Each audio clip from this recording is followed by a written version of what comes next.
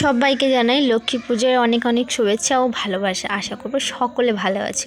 আমিও কিন্তু অনেক অনেক ভালো আছি। একটু অবশ্য মনটা খারাপ থাক, সেটা নয় পরে বলবো। আর সকাল থেকে যেহেতু উপোস করেছি, যেহেতু পুজো করব, তাই আর এবারে দায়িত্বটা মা আমার উপরেই ছেড়ে দিয়েছে। কারণ মায়ের না গত 3 দিন ধরে খুবই শরীরটা খারাপ, জ্বর কাশির জন্য মা করতে পারবে না, যেহেতু আমায় বলেছে। আর আমার বিয়ে হয়েছে 4.5 বছরে, এই প্রথমবার আমি করছি লক্ষ্মী পুজো, তো খুবই এক্সাইটেড। তো আর কি ছোট করে আর কি, বড় না, ঘরেরই লক্ষ্মী প্রতিমা যে আছেন, তো এটা বাবা নিয়ে এসছে আজকেই। তো আমি প্রথমেই ঠাকুর বসিয়ে মালা টালা পরিয়ে যা যা করার, ফল টল কাটার সব আমি অলরেডি করে ফেলেছি। ওগুলো চান টান করে ওগুলো আর দেখাতে পারিনি। তো আলপনা দিয়ে দিয়েছি, তারপর ধুনো ধূপ এগুলো কিন্তু আমি একে একে সবই রেডি করে নিচ্ছি, কারণ পুজো করব যেহেতু।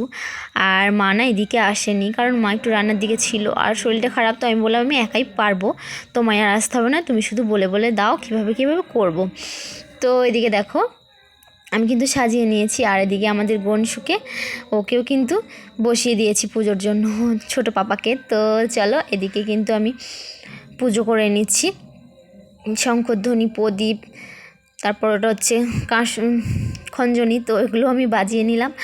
আর যা যা করার মা আমাকে বলে বলে দিচ্ছিলো পাশ থেকে, আর আমি এদিকে করে নিচ্ছিলাম। এদিকে কিন্তু আমার পুজো কমপ্লিট, পুজো করতে করতে প্রায় 1টা মতো বেজে গেছিলো। আমার এতটা টাইম লেগেছে, একা হাতে যেহেতু করেছি সব কিছু, তো একটু তো টাইম লাগবেই। আর এদিকে প্রসাদও রেডি, সবাইকে দিয়ে আমি ছাদে চলে এসেছিলাম।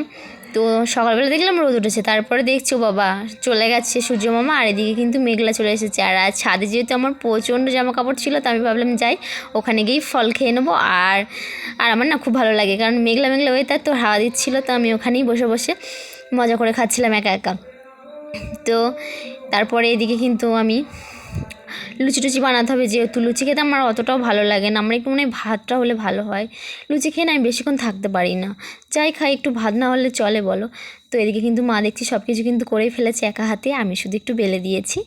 আর ওদিকে কিন্তু মা সব কিছু করে ফেলেছে, ফুলকপির তরকারি, ওটা হচ্ছে সিমাই। তো চলো খেয়ে নিই ফুলকো ফুলকো লুচি। আমার না সাদা সাদা সাদা লুচি একদমই ভালো লাগে না, আমি একটু ফুলকো ফুলকো লাল লাল কড়া কড়া লুচি আমি ওগুলো পছন্দ করি। তো আমি এদিকে 6-7টার মতো খেয়ে নিয়েছি, তারপর কিন্তু রেডি হয়ে গেছি, কারণ ঠাকুর দেখতে যাবো পাড়াতেই প্যান্ডেলে।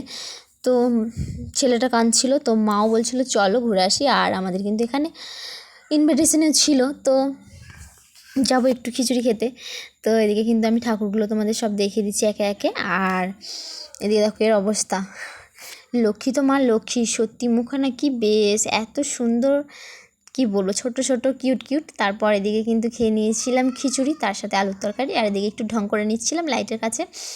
তো আমায় কেমন লাগছে অবশ্যই জানিও, আর ভিডিওটা কেমন লাগলো অবশ্যই জানিও। টাটা।